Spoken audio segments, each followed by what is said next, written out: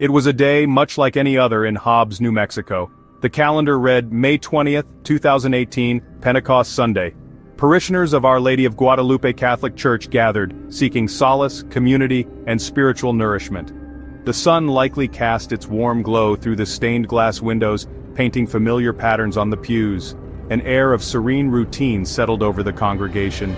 They came for the familiar words of Mass, the shared hymns, the quiet moments of reflection. Little did they know that this particular Sunday service would diverge sharply from the path of the ordinary, etching itself into their memories for reasons far beyond the day's sermon. Something was about to happen that would challenge their understanding of the world. During the solemnity of the Mass, as prayers ascended, attentive eyes began to notice something unusual, a subtle glint perhaps, or a shadow where none should be, on the cherished bronze statue of the Virgin Mary. This wasn't a fleeting trick of the light, nor a figment of a wandering imagination. Whispers, hushed and hesitant at first, began to ripple through the pews. Curiosity mingled with a nascent apprehension. Someone may have pointed discreetly, others leaned forward, craning their necks. The collective focus of the congregation subtly shifted, drifting from the altar towards the silent, stoic figure of the Madonna. A palpable sense of unease, an unspoken question began to permeate the sacred space. As a few brave or concerned souls drew nearer after the service, the reality of the situation became shockingly clear. A dark, reddish liquid, bearing an uncanny resemblance to blood, appeared to be flowing from the statue's sculpted eyes.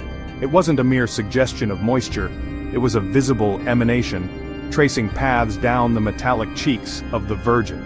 The substance had an oily, viscous quality, catching the ambient light, making the sight all the more vivid and profoundly disturbing.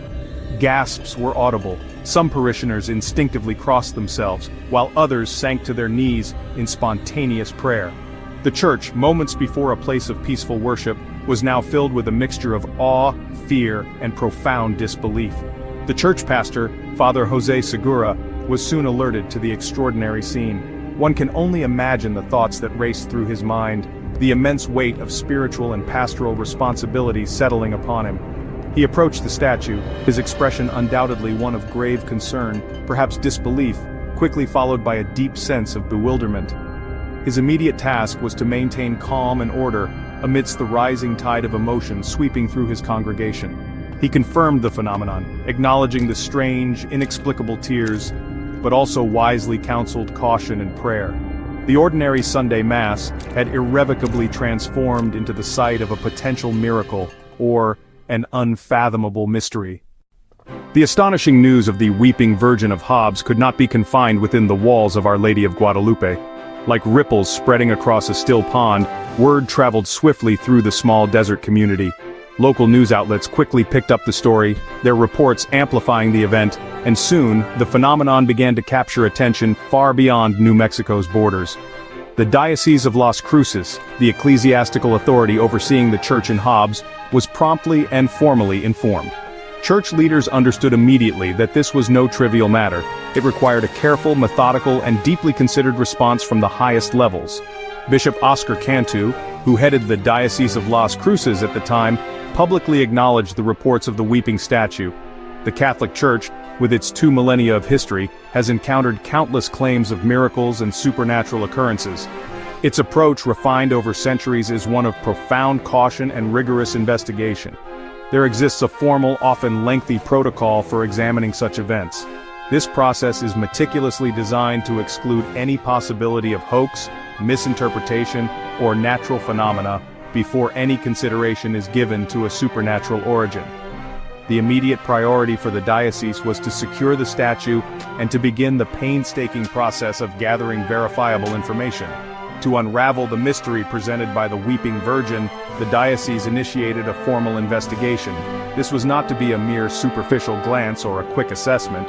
It involved the careful assembly of a team of experts, professionals who could bring their specialized knowledge to bear on the enigma.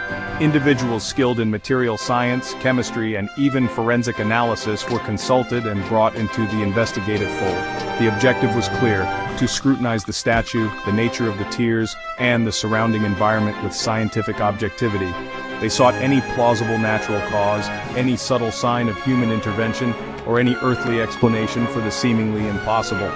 The statue itself became the focal point of intense scrutiny.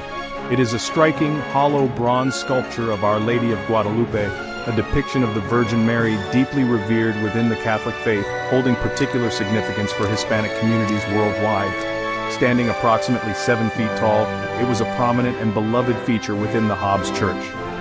Investigators meticulously examined its construction, searching for any imperfections, seams, or hidden cavities. Could there be a hidden reservoir, a subtle mechanism? They found it to be completely hollow, expertly cast, with no discernible way for any liquid to be stored within or expelled from the area around the eyes. The investigation then progressed into a critical scientific phase, where empirical evidence would be sought.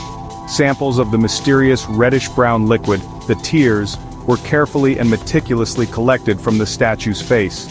This procedure was conducted under controlled conditions to prevent any contamination and ensure the absolute integrity of the samples. Investigators documented every minute detail, the precise appearance of the liquid, its observed consistency, and the exact pattern of its flow. They were determined to leave no stone unturned in their methodical quest for a rational explanation. These carefully collected samples were then dispatched to specialized laboratories for an extensive battery of sophisticated tests. Forensic analysis techniques typically employed in criminal investigations were brought to bear. This included DNA testing, a powerful tool to determine if the substance was of human or animal origin, or perhaps some cleverly disguised synthetic compound. Detailed chemical composition tests were also performed to identify its constituent elements and molecules. Scientists were on the lookout for any telltale signs of paint, oil, plant resin, or any other substances that could explain the phenomenon naturally. When the laboratory results were finally returned to the diocesan investigators, they were nothing short of astounding, sending ripples of shock and intrigue through everyone involved. The rigorous scientific tests confirmed unequivocally that the liquid was indeed human blood, but the revelations did not stop there. Further analysis identified a specific ABO blood type within the samples. Moreover, the substance reportedly possessed some characteristics akin to amniotic fluid, which might account for the oily sheen observed by witnesses. It also contained components typically found in tears.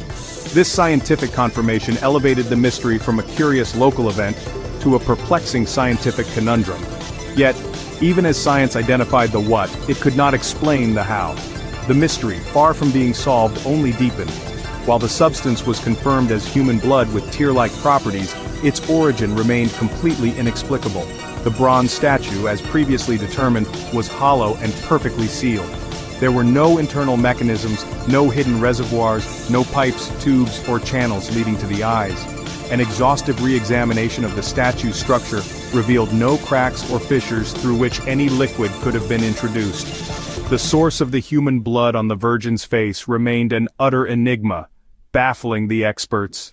In the weeks and months that followed the initial discovery of the weeping statue, the atmosphere within Our Lady of Guadalupe Church reportedly underwent a subtle but perceptible shift. It wasn't just the presence of investigators or the hushed conversations among parishioners. Staff members and regular attendees began to notice other unusual occurrences, small, inexplicable events that seemed to defy easy explanation. One of the most frequently reported anomalies was that of clock stopping.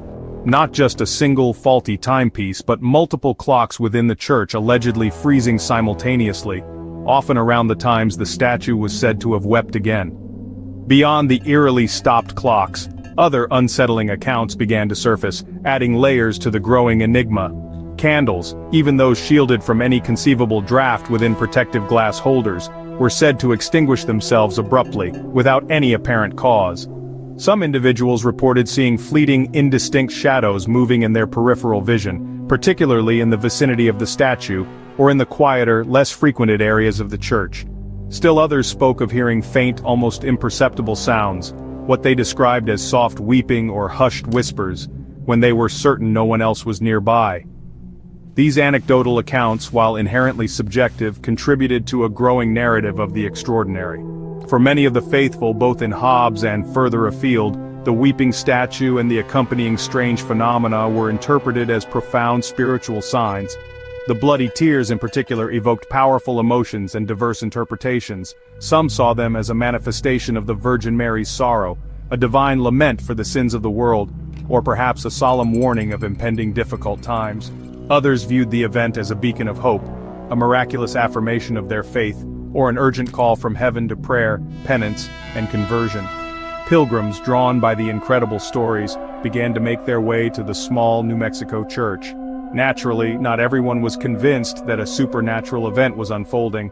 Skeptics, both within and outside the religious community, proposed alternative theories. Could this be an elaborate and cleverly executed hoax, designed to deceive the devout or attract attention?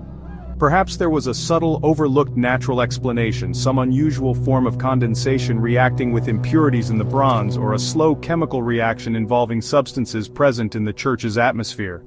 The power of collective suggestion and heightened emotional states were also considered as psychological factors that might influence what people perceived, reported, or genuinely believed they had witnessed. The Weeping Virgin of Hobbs, while extraordinary, is not an isolated incident in the vast chronicle of religious phenomena. Throughout centuries and across diverse cultures, there have been numerous reports of statues and sacred icons allegedly weeping, bleeding, exuding fragrant oils, or exhibiting other inexplicable behaviors. From the plaster plaque of the Virgin Mary that wept human tears in Syracuse, Italy, in 1953, an event later investigated and recognized as authentic by the Catholic Church, to the wooden statue of Our Lady of Akita in Japan, which reportedly wept an astonishing 101 times between 1975 and 1981. Each of these occurrences draws fervent believers and intense scrutiny. The Catholic Church, when confronted with such claims of miracles, approaches them with extreme caution and a deeply ingrained institutional skepticism. There is a formal, multi-stage investigative process typically initiated and overseen by the local diocesan bishop. This process often involves a commission of experts including theologians, canon lawyers, medical doctors, and scientists. The criteria for authentication are exceptionally stringent. There must be absolutely no evidence of fraud or human manipulation. Any accompanying messages or apparitions must be consistent with established church doctrine. Furthermore, the church looks for positive spiritual fruits, such as increased faith, prayer, conversion, and acts of charity among the faithful. The events at Our Lady of Guadalupe and Hobbs undeniably had a profound and multifaceted impact on the local community, and the story resonated with people far beyond the town's borders.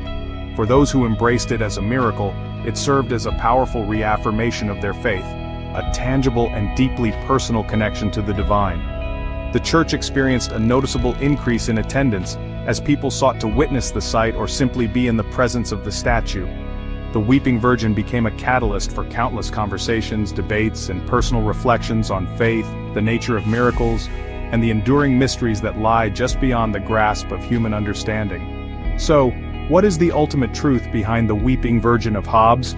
Was it a genuine divine intervention, a miraculous sign bestowed upon a small New Mexico town, carrying a message for humanity, or was it a meticulously planned deception? An elaborate trick designed to exploit the deep wellsprings of faith? Could there be an unknown natural phenomenon at play, something that our current scientific paradigms cannot yet comprehend or explain?